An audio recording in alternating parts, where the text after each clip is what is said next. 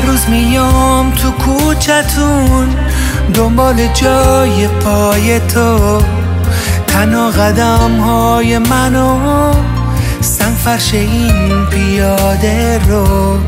میام توی کوچه تو، کوچه که خالی از توه، اما هنوز توی هواش عطر خیالی از توه. میام دم خونه تو، خونه ای که رفتی از اون، در میزنم و میدونم هیچ کسی نیست تو خونتون. رو پله های خونتون با خوش خیالی میشینم، پشت در بسته این خونه خالی میشینم. رو پله های خونتون میرم تو فکر اون روزا، یادم میاد کنار تو چه خوب بودن گذشته ها، چه خوب بودن گذشته ها.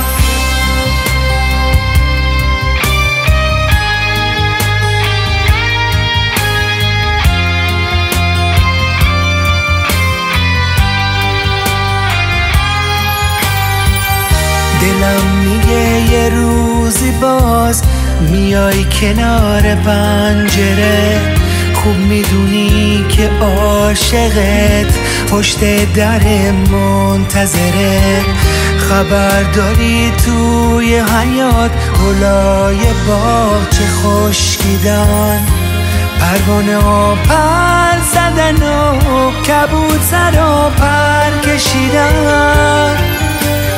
خبر داری که بعد تو به روز من چی اومده، شاید بهت گفته کسی این روز حال من بده. خبر داری همه میگن بعد تو دیوونه شدم، با بی کسی همسایه و با غصه هم خونه شدم، با غصه هم خونه شدم. رو پله های خونتون با خوش خیالی میشینم، پشت در بسته این خونه خالی میشینم. رو پله های خونتون میرم تو فکر اون روزا، یادم میاد کنار تو چه خوب بودن گذشته ها، چه خوب بودن گذشته ها.